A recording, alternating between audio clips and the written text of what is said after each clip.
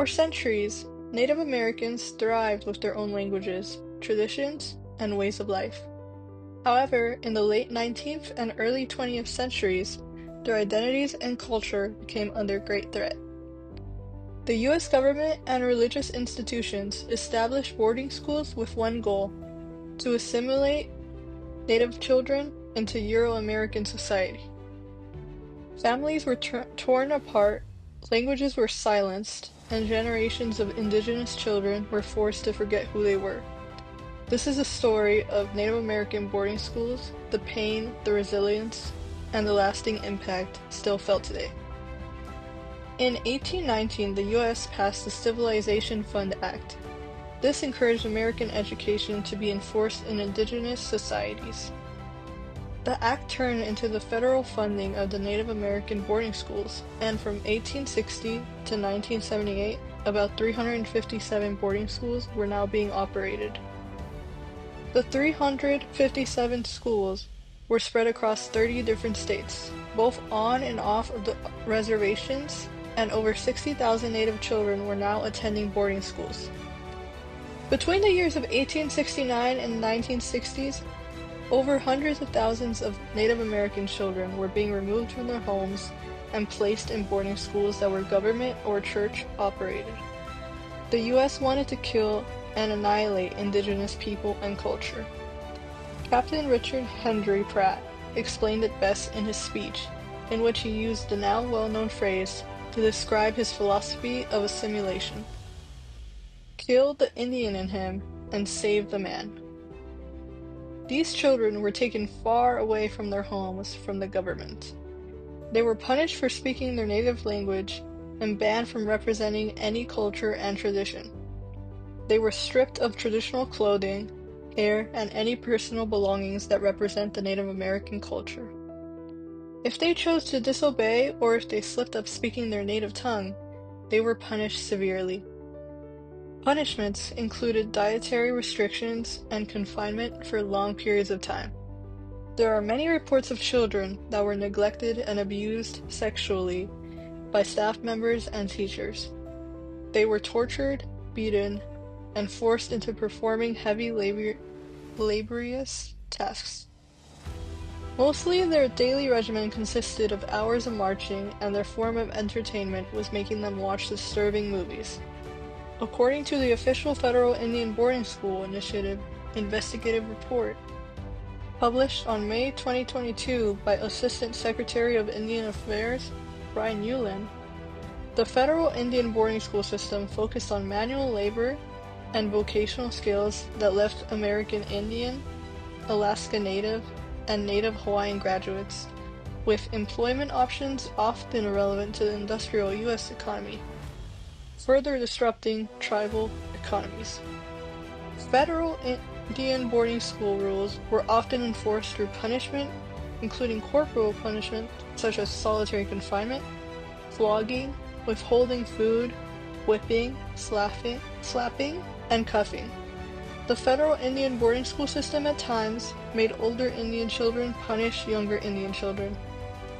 In his report, he also addresses Madam Secretary Deb Haaland, Secretary of the Interior of the White House, saying, "This report confirms that the United States directly targeted American Indian, Alaska Native, and Native Hawaiian children in the pursuit of a policy of cultural assimilation that coincided with Indian territorial dispossession."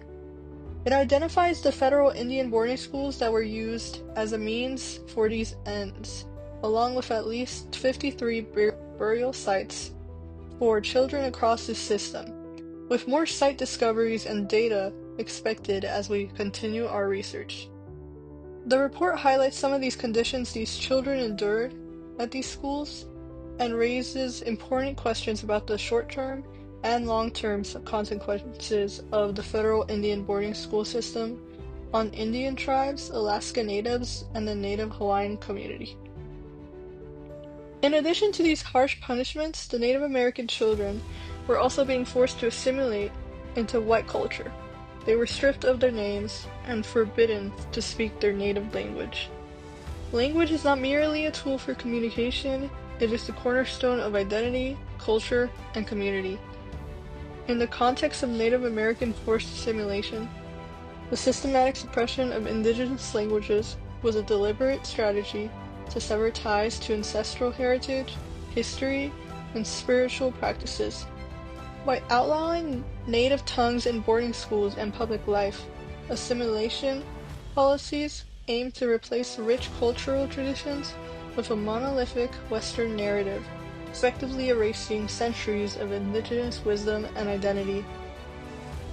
This linguistic suppression not only disrupted the natural transmission of oral histories and traditional knowledge, but also inflicted deep psychological and communal wounds that resonate across generations. As Charles Chibity, a Comanche code talker who went to one of these boarding schools, says, "When we got talking, because we're not allowed to talk our tribal language, and then me and my cousin, we get together and we talk in Indian, we always hush up when we see a teacher or faculty coming. And then we always laughed and said, I think they're trying to make little white boys out of us." The struggle to revive native languages today is a powerful act of reclaiming cultural serenity, and healing historical trauma. But unfortunately, real cultural damage occurred in the aftermath of these boarding schools. National Public Radio, or NPR, interviewed Chuck Huskin Jr., principal chief of the Cherokee Nation, who was trying to spread the word of his project of native language revival. He talks about how difficult it is to revive a language that has been silenced for so many decades.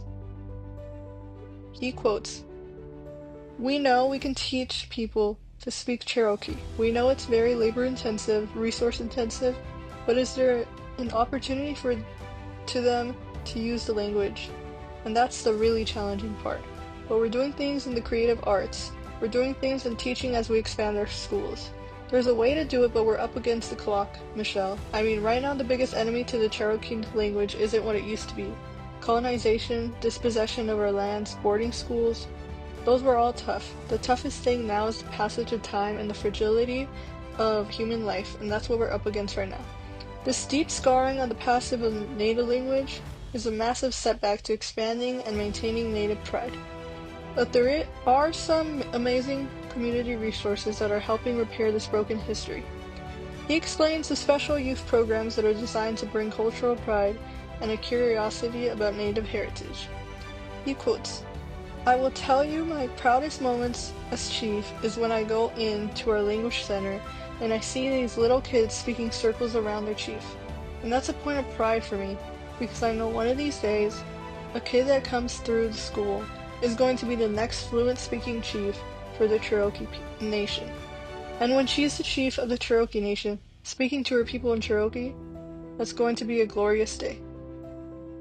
Native American boarding schools were a tragic chapter in history, stripping indigenous children of their culture, language, and identity.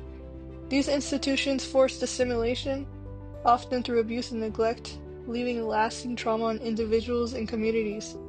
One of the most devastating impacts was the loss of native languages, which carry the language, knowledge, traditions, and worldview of indigenous peoples. The erasure of language disrupted cultural continuity and weakened community bonds. However, despite these hardships, Native Americans continued to resist and reclaim what was taken. Language revitalization efforts, including immersion schools, language programs, and intergenerational teaching, are strengthening indigenous identities and ensuring that native languages survive for future generations. The resilience and dedication of native communities prove that their cultures and languages will not be erased. They will endure and thrive. They changed their motto from "the only good Indian is a dead one" to "kill the Indian but save the man." When they forced us to go to boarding school, they told us to let all that was Indian within us die. The National Native American Boarding School Healing Coalition was formed to bring truth, justice, and healing for boarding school survivors and descendants in the United States. The time for healing is now. I was placed in the boarding school, or I ended up at the boarding school one night when I was about 6 years old. The boarding school was St. Joe's Academy in 1968. I actually thought I was going to be free, but the Bureau of Indian Affairs lady and her husband were right there to pick me up. Aside from having a place to sleep and having 3 meals a day, I don't have a whole lot of good things to say about the boarding school.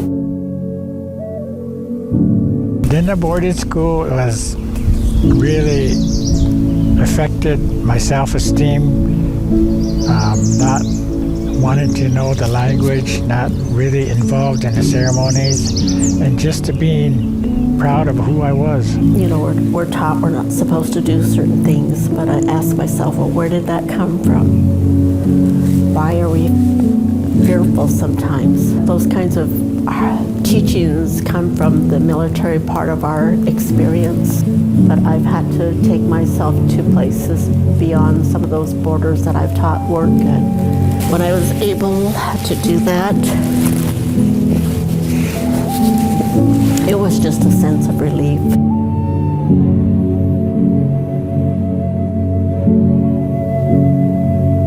I think the coming generations have a lot of responsibility.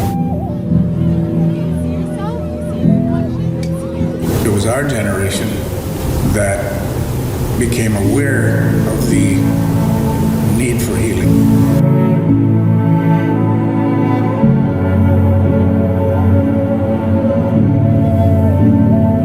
They tried to make us into white people by cutting our hair and then taking our language and all the horrific things that happen in other places, but it's in here, it's still here, it's strong as ever, and I'm going to pass it on. It's important to educate the people on what you do know in all areas, not just the history and the trauma that our people went through, but how beautiful our people were. The boarding school experience made me very angry, and I stayed angry, but the context in which I passed that anger into the future, I want it to be better. I'm happy about is my grandchildren won't be able to experience some of the things that I've witnessed, a lot of the people that I grew up witness. When I think about healing, and once we are able to put aside, you know, some of these major issues that have impacted us in Indian country, to me it's about being more in control of who we are as Indigenous people of this land.